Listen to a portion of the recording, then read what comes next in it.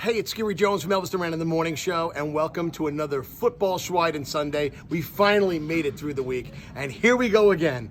This time, our burger is the Hail Mary burger. What does that mean?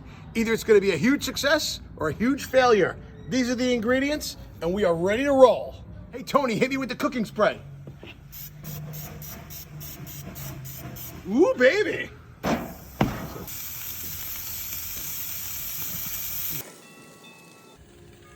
You pretty much put whatever you want on it, but here's what I decided to do. Some avocado smash right here. We're gonna start with that. I'm gonna put that right underneath. Provolone, love my provolone. Sauteed mushrooms. Then I'm gonna put some tomatoes on. Okay, and I like to put my arugula on last. Garlic mayo. This is the Hail Mary. We toss it up in the air. It's the final play.